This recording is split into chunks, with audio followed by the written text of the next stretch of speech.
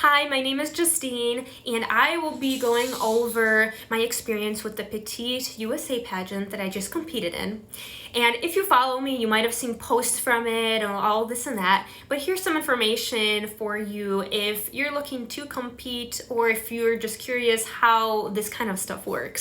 So it's called Petite USA and a petite pageant for a reason, because the women are petite, and on their website it says you have to be 5'6" or below to compete in it. Which for me, that was very intriguing because I am a 5'2" woman, and I thought maybe it was a calling for me to do that and just a box that I fit in to do. Now, after your title is secured to compete at the National Petite USA pageant, you can be participating in local events, charity events, whatever really you want to do for the greater good. I recommend doing things that are related to your platform. And yes, you can go ahead and choose your platform and see if they approve it and all this and that. Now, this pageant this year was in Chicago. It lasted from Wednesday to Saturday. So depending how far out you are from Chicago, you may come in a day early or day of, and then you may leave after finals on Saturday or stay until Sunday. So again, be prepared that some people did stay from Tuesday to Sunday. So just be prepared because it might be a little bit of a longer process or trip for you. Now, that Wednesday that we arrived, we had a check-in and orientation. You got to meet your sister queens, which was great. I personally loved how there was a lot of time for you to meet all of the contestants in your division and other contestants around you. Because of us just having orientation and check-in, and it started earlier in the day, there was just a lot of time for you guys to bond. And there's also a lot of cool gear that was on sale there for you. So you could have bought some cool slippers, or you could have bought some t-shirts or some cool Stanley looking like mugs and things like that.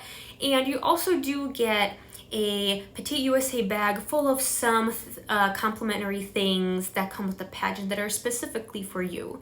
So I love that myself. It was just so cool. Now, what I really loved is that the next day after check-in on that Thursday was interview day. And I will tell you this, I prefer having interview right off the bat before we do preliminaries and all this, because you just at least don't feel as tired then. And you feel more mentally clear. And I personally felt like I did a pretty good job in my interview because my mind was not that tired yet. And depending what time interview is at, it's usually just blocking off maybe half an hour of a time frame throughout your day, other than, going to get your hair and makeup done. And then you have a lot of time there to prepare more or to bond with your sisters or with your family, which is what I really liked in between. I took a lot of pictures, a lot of videos, I made some really cool connections. And then outside of that, they also do something called like a sparkle party. So it's just another event where you and your sisters could just bond and have fun before preliminary and final start. And as I mentioned, there is a hair and makeup package that you can do. It does include touch-ups, and you get it done for the whole duration of the event, which is really nice if you don't want to worry about that. And again, you want to be prepared that you may have a very early call for hair and makeup. So just be prepared that you may have to get your hair done at 6 or 5 in the morning, or maybe even earlier. I'm not really sure, but just be prepared. Now, the next day when there are preliminaries, you have the option to also participate in a state costume. And all of this is kind of outlined on their website, or they may send you some more information about the pageant and all that, and listing that you have the option to participate in this if you would like to. So if you don't participate in the state costume, you just have rehearsal for preliminary. Sometimes I believe they mixed in a little bit of the finals rehearsal just to prep you for the next day, how it might look like. So if you do both, you have, I believe, both rehearsals, and then if you don't, you just have the preliminaries that you're prepping for. And the nice thing that they included was they had like open stage where we could practice walking too. And I found that very beneficial, just to feel out what the stage is like and how it feels in your shoes and how it feels in your dress and things like that. And the thing I loved about the preliminaries is they were pretty early in the day, so you didn't have to end later at night and be super exhausted and then wake up super early to do your hair and makeup to go to the next rehearsal and all that. So I really loved that experience of it. I thought it was very interesting and very beneficial. So we did have time to spend with our families because my family did come out, which was super nice. We were able to go out to dinner and spend some time. And or you can bond with your sisters, go out to dinner with them and do something before you probably have an earlier call for rehearsal the next day.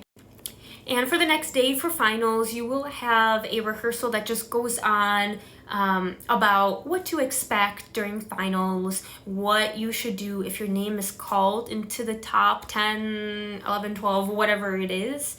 And just where to stand on stage, what to do if you're possibly called into top 5. You know, they go over, you know, where to stand for your question or what to do, if you're gonna hold the mic, if the MC is gonna hold the mic, things like that. So make sure to pay attention so you just have all the information when you're up there and you know what to do, because your heart's gonna be racing. You're gonna be nervous or excited or whatever. And if you're not called into the top 10, 11, 12, whatever it is, you are going to be sitting out for a while because it is going to take a minute for all the divisions that are competing right now just to walk in their swimsuit and their gown, and for them to pick the top 5 and all of that. And again, like I've mentioned this in one of my other videos, please don't leave. It's important to support your sister queen and be on that stage. I know some people get upset or you might get upset, but please stay. You've gone through this long process, probably spent a lot of money and time into doing all this. And also think about how your sister queen that is winning or has won, how they feel right now, because they are going to need your support. Because how would you feel if you were one of the top, or if you won and then your sisters abandoned you? It's not a great feeling. And then also when you get back on stage, once all those girls walk their top 10, 12 outfits and whatever, they are going to announce awards like congeniality, maybe photogenic, best dress, things like that, before they announce the runners up and the winner. So your name might be called for an award too, and if you leave, I mean, they don't have anybody to give the award to then. You miss your award. And after that process is done, you are free to go home, or if you're staying one extra day, you can hang out more with your sisters and bond more with your sisters or your family. And just reflect, go through any photos the photographer might have sent you, things like that. And yeah, that's all. I hope this helped, just so you know what the process is like if you're interested in doing this. If you have any questions, go ahead and go for it. Ask me and I'll try to get back to you as soon as I can. Bye.